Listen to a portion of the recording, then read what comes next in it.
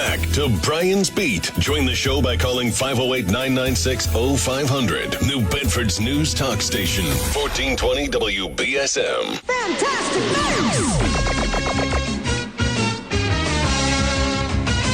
Well, along came Max and the fun time started. I'd laugh until I cry.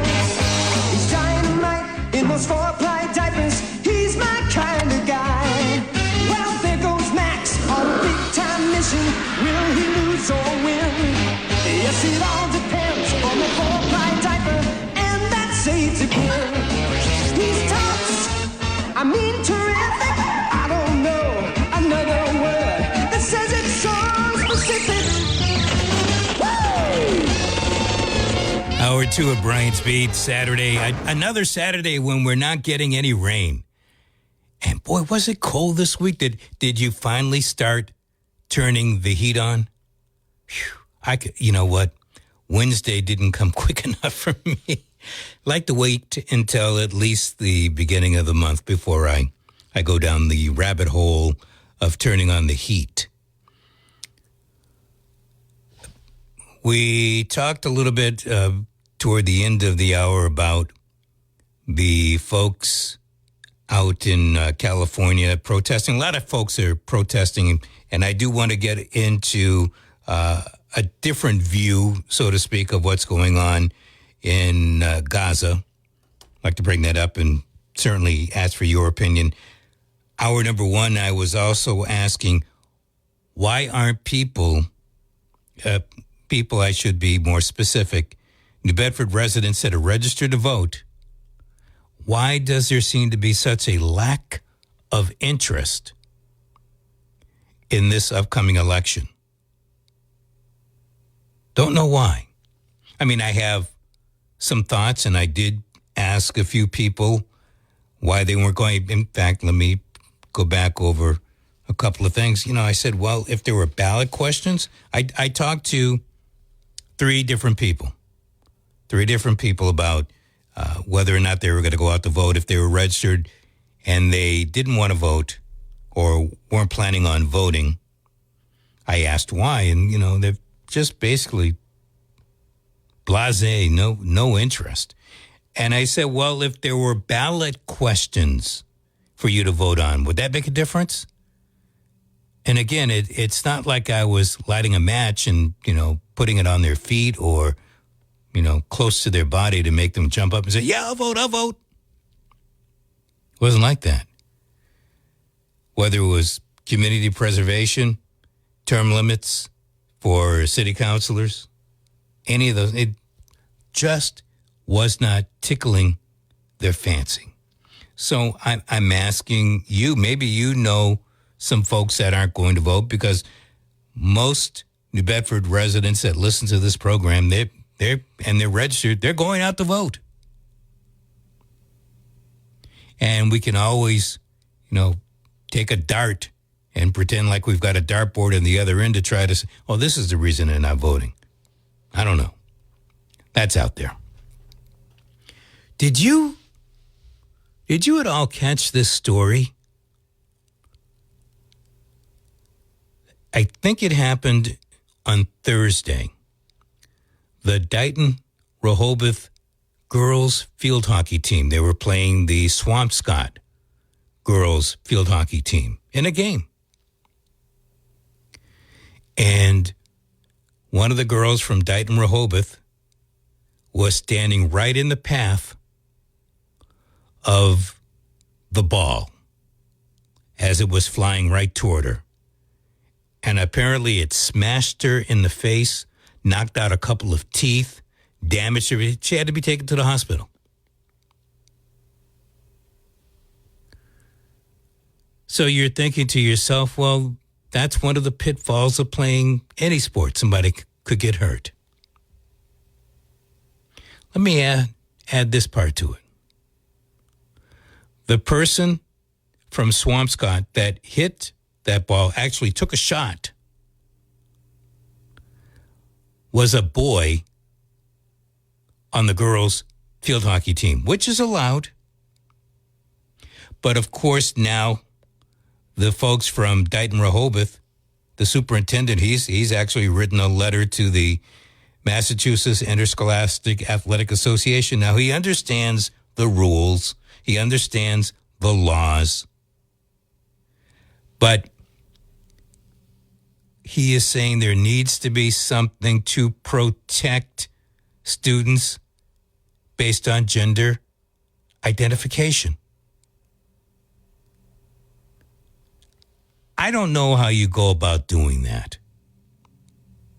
Think about it. So you've got laws, Constitution, state and federal Constitution, that basically says if you don't have a corresponding sports team for one of the sexes, then that sex can play on the sport team of the other sex. So let's take field hockey, since that's what we're talking about right now. There, to the best of my knowledge, there are no boys field hockey teams here in the Commonwealth of Massachusetts. Yet you have some boys. In fact, the one that took this shot on Thursday, he is the captain of the girls' field hockey team. I know how confusing all of this has to sound.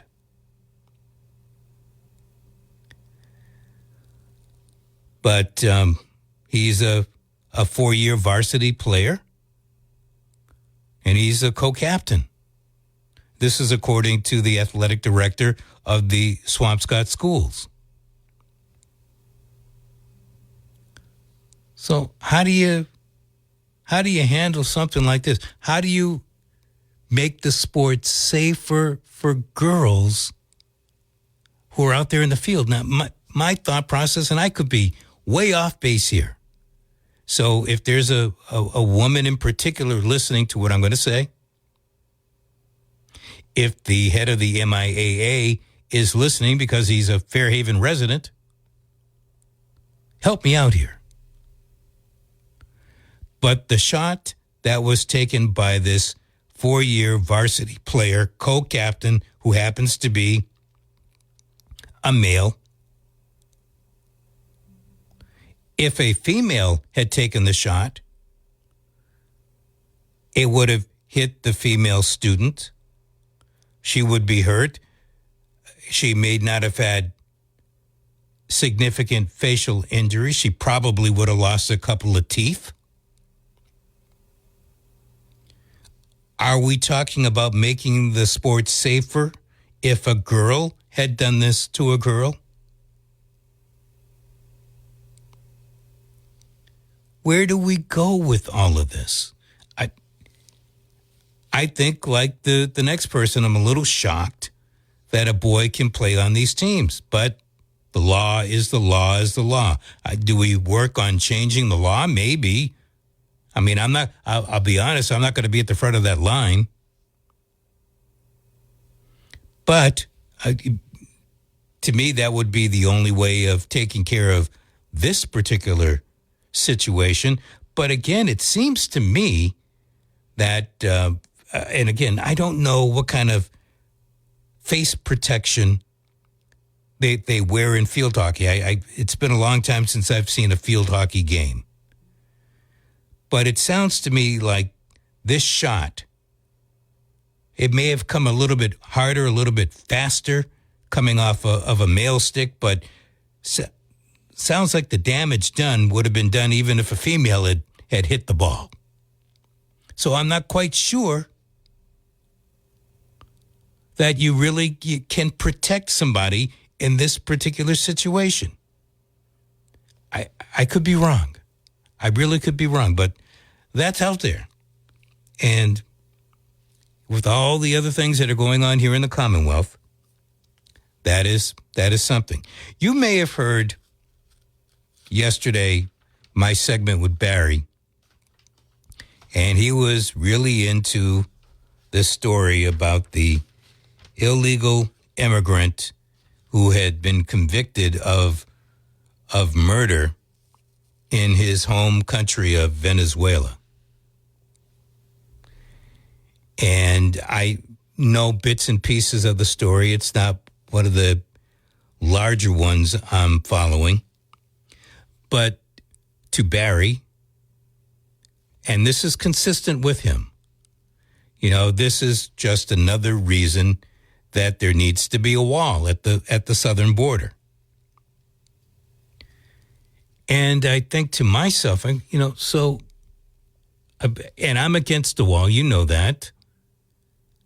So am I to understand that if there was a wall at the southern border, this guy would not have somehow, some way made it to Massachusetts? It seems to me that he either lied or forgot that he had been convicted.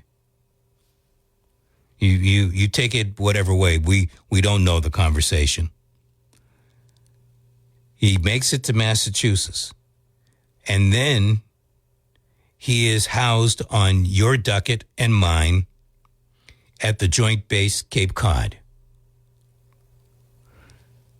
It is my understanding that the shelter rules and regulations law that's on the book is for families. Now, I haven't heard anything, nothing whatsoever, about this guy having a family, and after he was arrested, he ended up leaving his family at Joint Base Cape Cod. So it begs the question, how was he allowed to stay if he's a single person at Joint Base Cape Cod?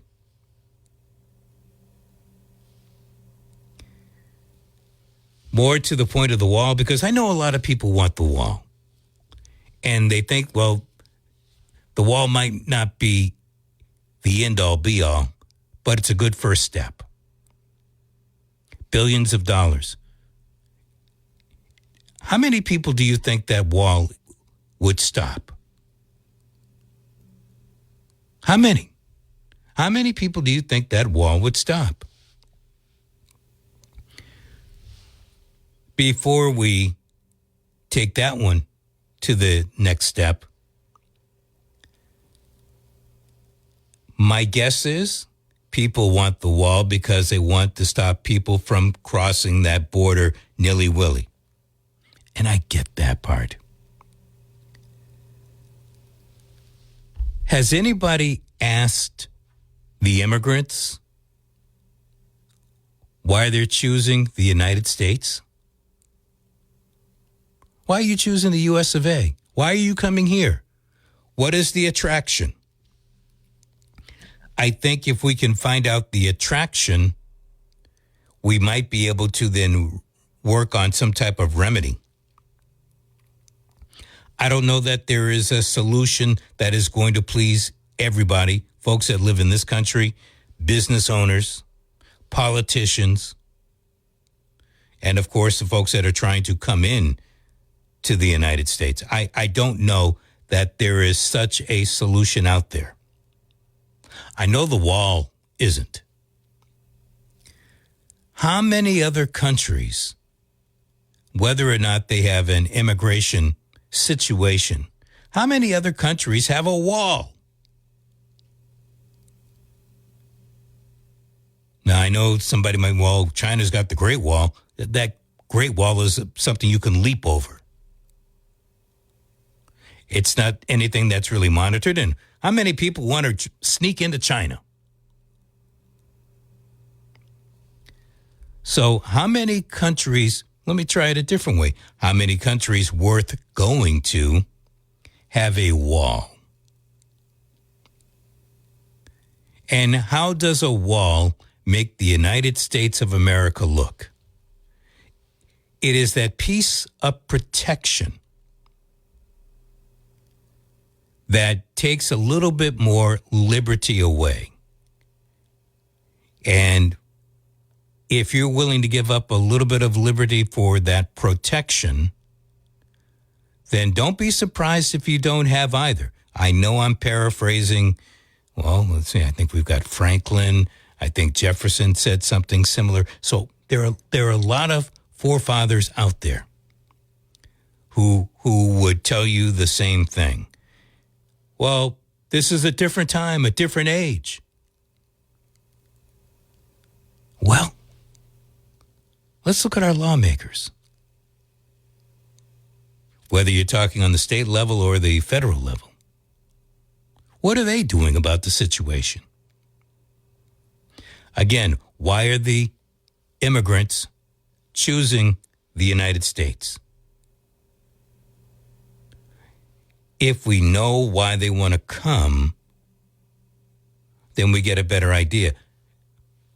A lot of people are talking about because they know about the benefits. Well, if we had laws on the books and people to enforce the laws on the books that would not allow bennies, shelter, food, education, that is a great deterrent in and of itself. But nobody, folks would rather see a wall. Do you really want to see a wall on your southern border? And if you put one down there, don't you think you should put one up from Washington to Maine, up at the top? And then what are you going to do about the folks that decide, well, you got a wall on at the north and a wall at the south? What are you going to try to do? Wall from Washington State all the way down to Baja, California? All the way from Maine, all the way down to Florida? Is that what you're going to try to do? We're going to be Walla Walla? And then all of a sudden we're all sealed in? And then what? What happens when we're all sealed in? Are you going to feel safer? We had this guy from Venezuela. As I read the story about him, it seems that his conviction dates back to the earlier 2000s. I'm not trying to say that he should be in our home, should be living. I'm just saying it goes back a long time. And he says he didn't tell the authorities about it. I haven't heard anybody say that he's done anything bad or wrong since he came here to the United States. And I would like to believe that if he did, he would do his time for his crime here before he is sent back to Venezuela. But there is no indication. The one indication is he didn't show up for a immigration meeting. That in and of itself is a crime, but I'm talking about a crime where there's assault, rape, another murder, robbing a bank, or whatever the case may be. There's no indication that he was like that. Then I went on to read the story, and it's really telling because it actually comes from the Enforcement and Removal Operations Office out of Boston, and they are a part of ICE. At the end of this writing, according to federal officials, Enforcement and Removal Operations arrested 46,396 non-citizens with criminal histories. This group had, I'm going to round it off, 199,000 associated charges and convictions, including 21,000 assault offenses, 8,100 sex and sexual assault offenses, 5,500 weapons offenses, 1,500 homicide-related offenses, 1,100 kidnapping offenses. A lot of offenses. I would like to know how many are convictions. That may be for another time. That certainly doesn't mean let them nilly-willy into the United States. But when you puff up the numbers like that, it sends a bit of fear into people. I think we all should be cautious. But here's the thing, when we let government be cautious, then all of a sudden we're not as cautious. Because, well, the government's supposed to take care of it. Well, government was supposed to take care of what happened up in Maine, huh? And look what happened there. So I don't see, again, where the wall would have stopped even this particular person. It may have. He may have decided, well, shoot, they've got a wall. I'm going to turn around and make my way back to Venezuela. Or there's a wall, maybe I'll try Honduras or Guatemala. Do you really think it works like that? I am, to say the least bit, leery. But I welcome your thoughts at 508-996-0500. Are you familiar with the name Scott Ritter? Former arms inspector, Marine intelligence officer. He has a very, very different view of what's going on between Hamas and Israel. Today, very appropriate considering we are just a few days away from the New Bedford elections. And to all the candidates, I wish you the very best. Our quote of the day: in politics, the goal is not truth, but votes. That's from Thomas Sowell. In politics, the goal is not truth, but votes. It's kind of hard to argue that, isn't it? And if you'd like to, bring it on, 508-996-0500. Senator Bernie Sanders, I got this from the folks at New Boston Post. Sanders supports sending foreign aid to Israel, but he's got a caveat. Sanders says he would not support the aid if it's used on weaponry that kills civilians in the Gaza Strip. Do you think the Israelis are listening? For that matter, do you think the folks in our Congress are listening to that? Sanders said he would not support it, and he wrote this on I like to call it Twitter still. I know it's X. The Biden administration and Congress must make it clear Israel has the right to defend itself and destroy Hamas terrorism, but it does not have the right to use U.S. dollars to kill thousands of innocent men, women, and children in Gaza. Well, Senator, that's already happening. That is happening, and I'm not sure it's stopping anytime soon. Now, if you are listening, ABC News reported it. I saw it earlier on television news about how Israel says it will not stop for a ceasefire until the hostages that were taken on October 7th are released. Well, I'm not expecting Hamas to release those captives. And yet, that's what Israel is saying they will do. Israel, you know, the folks that are running the show over there, they're no fools. They made that statement because they don't want to stop doing what they're doing. And so the battle rages back and forth. Now, I've made some statements, and I pretty much stand by my statements that I've been making as far as what happened on October 7th. There was a military raid into kibbutzes. People were taken, folks were killed.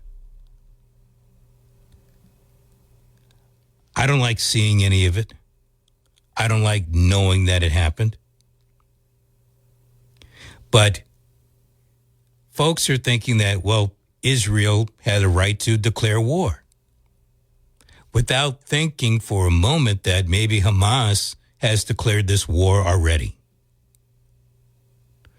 Now, here's what I found out. I asked earlier if you're familiar with the name Scott Ritter. Scott Ritter, during the 1990s and early 2000s, made a lot of big things happen. He was an arms inspector. He was really big in the 1990s, going over to see about weapons of mass destruction in Iraq, and got some of the earlier things destroyed. Also was an overseer of what happened in the 2000s, basically stating that Iraq did not have weapons of mass destruction. He is a former Marine military intelligence officer. And he was bringing up something, I scantily remembered it when it happened, but I didn't know all of the X's and O's. But he does, because he reads his stuff on a regular basis. And he brought up something that is known as the Abrams Accord. The Abrams Accord apparently came to fruition sometime around the Trump administration, so 17, 18, 19, somewhere in that range. And it was brokered between the Trump administration, Israel, and many of the Gulf nations, the Gulf Arab nations. And basically, what it reads, is that the Palestinians would not be able to get a homeland, a state. Well, Hamas knows about this.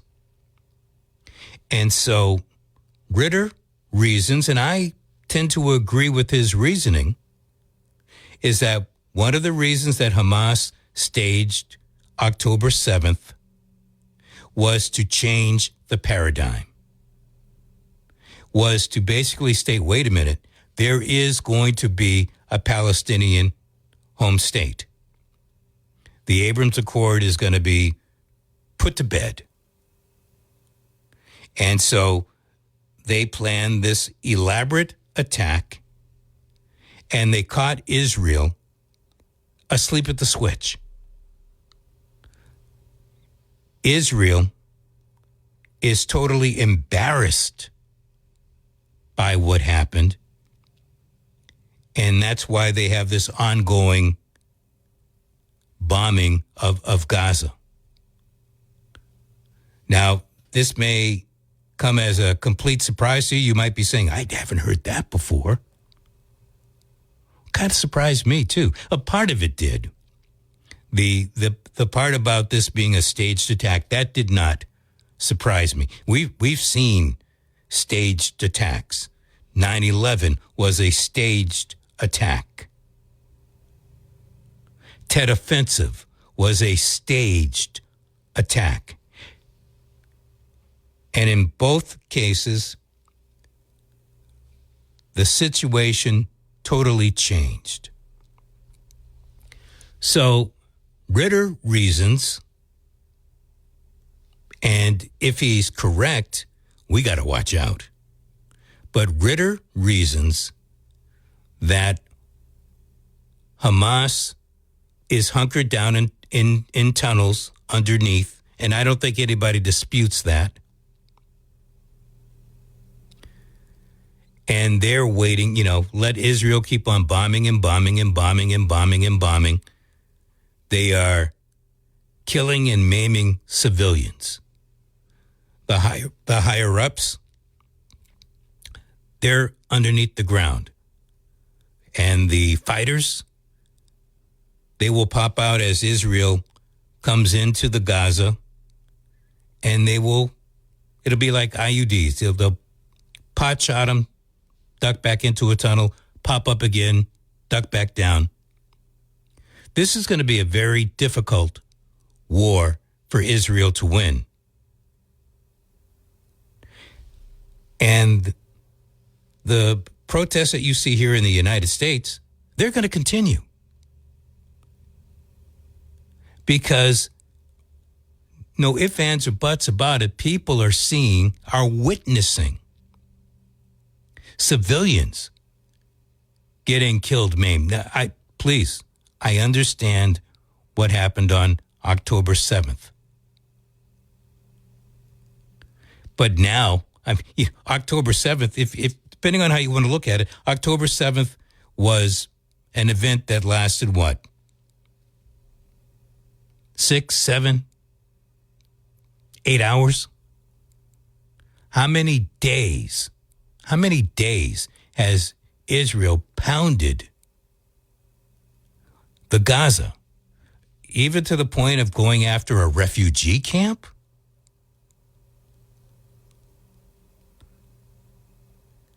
So I can see why the protests will continue, and I think Hamas, sees this too.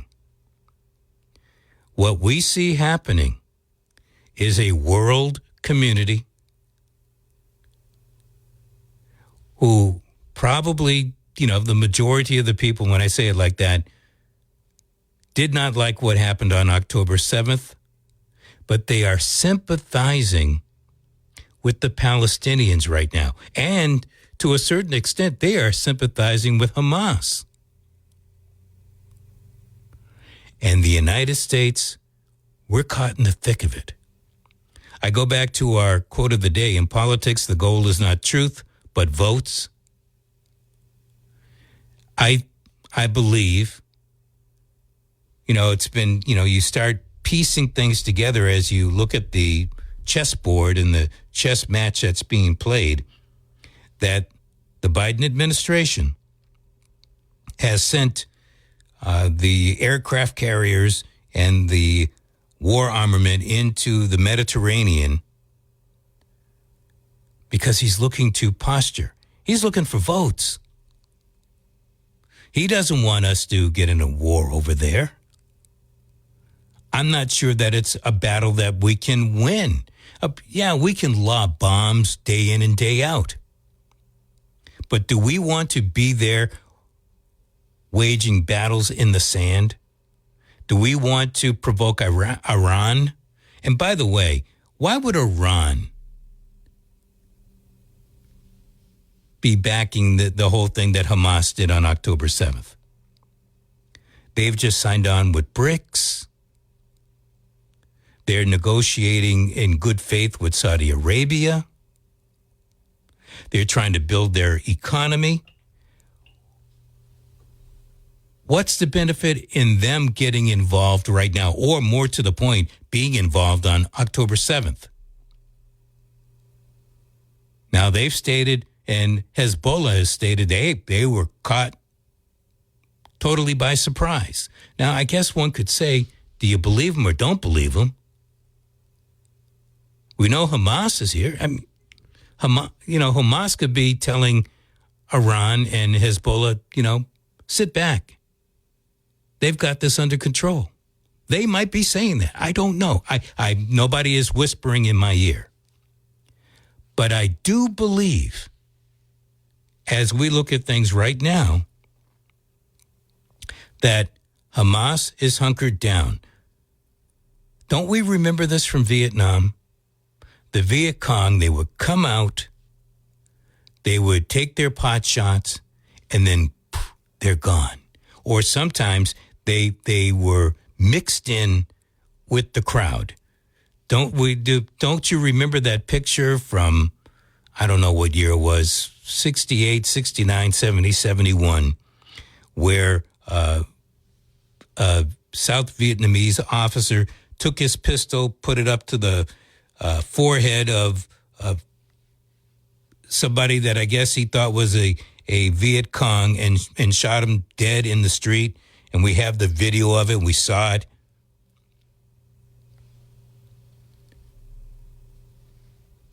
That's the kind of action that we're we're starting to see. And I totally agree that Israel should be safe in their home state. But when they start putting those kibbutzes with military people right up there in front of the big wall that makes this whole open air concentration camp of what's known as Gaza, it's an invitation. What they're trying to say is, this is our land. We're going to keep it. We're going to take it. And we saw something similar in South Africa,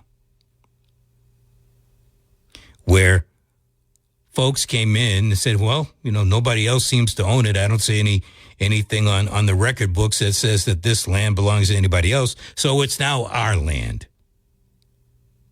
And they told people of color, this is where you can hang. You don't have any rights. Same thing is happening in Gaza. Same thing is happening in the West Bank. Things are boiling over. And I think the best thing that the Biden administration can be doing right now is saying, Netanyahu, you got to figure out a way to stop this. Because it's not looking good. You try to keep on advancing. If you let your flank down up by the West Bank, what do you think Hezbollah is going to do? So we in the United States, we've got to think ourselves. What do we, if you could talk to President Biden right now, if you had his ear, what would you tell him? Would you tell him send more ships into the area? Would you tell him put troops on the ground? Would you tell him, hey, hold off? Are you saying give more support to Israel? What do you think would happen if we cut off Israel? If we stopped supporting them? What would Israel do? 508-996-0500. Some of what I just stated to you does come from Scott Ritter. Some of the other parts I was able to piece together on my own. The tunnels part, this is something that we've known for decades. Hamas knows how far down they need to go to get away from any bombs that are hitting on the surface.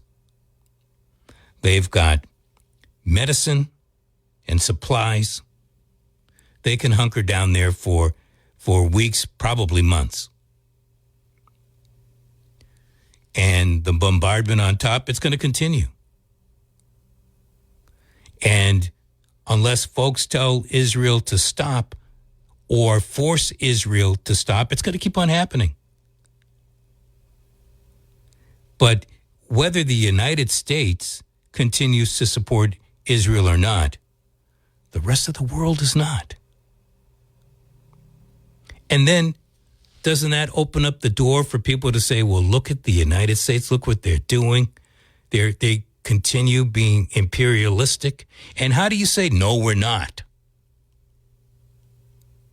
How do you say, no, we're not? These are some of the things that we have to think about. And again, I can't help but believe with as strong, and I think the Israeli prime minister, who was on a hot seat in and of himself, he's got a lot to worry about, because sooner or later, the Israeli people are going to say, enough is enough. We were going to hit you up on corruption charges before. Maybe now's the time to do it. Meanwhile, Bernie Sanders, Sanders knows. Again, I don't know if he's up for re-election anytime soon, but he's always out there looking for a vote or two or three. And he says pretty much the right things. He supports sending foreign aid to Israel. All right. that Israel has a right to defend itself and destroy terrorism. But they don't have a right to kill thousands of innocent men, women, and children in the Gaza. That's the right thing to say. But he knows he's only one out of, at best, 49 votes right now in the U.S. Senate. It's not going to have that much weight. It's not going to stop Congress from sending aid to Israel. And once that aid goes over there, Israel's going to use it any way they want. I like that. You can't fight existing reality. I guess that fits in with a lot of things that we've brought up on the program today. Hello. Hey, Brian, what's going on? I'm winging. Brian, the problem we're having here is that we only get a one-sided story of what's going on over there to make it real pretty. Israel's the great angel there. Arabs and Muslims, you stank. We've been getting that fed to us over and over. The average person in this country, with the total biased media that we have, sucks that stuff up like a hungry baby eating oatmeal. And you get that hammered into you, you only see one side of the story. This is so much way more complex and way more diabolical than we can even understand. And I appreciate you trying to bring some type of balance, because that's what we need, or else we're going to get dragged into a hideous world and a hideous war. I think that we are there. True. I think we are there. There's no turning back now. Well, I think there is if you have the right people. I tell you, Trump and Biden are the same cloth. People are saying, no, one's a Republican, one's a Democrat. Trump would have put up a wall, all that kind of stuff. But here's the thing. Surface stuff. That's right, surface stuff. The Abrams Accord is something that his administration worked out, which basically would not allow for a Palestinian state. Well, that's atrocious. Who was backing it up? The Biden administration. Now, they may be talking out of one side of their mouth, but they're not doing anything about it. Maybe we could all be being set up by these people in power. Let Biden come in. Stuff gets so screwed up so Trump can come in. I didn't start this stuff, but I'm going to end it. And then, boom, we got Trump as commander-in-chief during World War III. A lot of people, that will excite them. I voted for Trump twice, and I might vote for him again just to see if because sometimes I'm still on the fence about him, whether he's legit or whether he's just controlled opposition, a man playing a role on the global stage to set for things to come. And I wish more people would open up their eyes and just understand the grave trouble that this country is in right now. All the time, I like to bring up the fact that, and nobody's caring about what's happening with their wallet, with their dollars, with their cents. How can a nation be tens of trillions of dollars in debt, have a situation where we can't pay the interest, all of the interest on the debt, and we're not in trouble? But the Treasury Secretary says we can afford to fund 2 wars. Yeah, well. The ignorance is baffling, man. It really is baffling. I hear you, man. Hey, thanks for the call. All right, man. Let me move on quick. All right, 508-996-0500. Bring me home. Hello. Hello. I think the Palestinians, I heard a history of them, and they were 5 times they refused a 2-state section of that area. They don't want Israel there at all, so they keep refusing to have a 2-state agreement.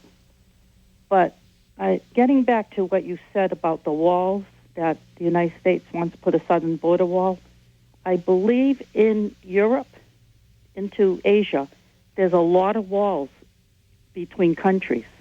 They do have blockages of people migrating because of wars. And I come back to you. How many of those countries are people looking to go to? Europe is almost going to be the Middle East. It's going to go stretch right across. They're going to own everything. And I think we're near the end times. I hear you. Hey, I got to let you go only because I've got 10 seconds. Thank you. 508-996-0500. Pittman is next. We'll do it again next Saturday. Adios, amigo. Take great care.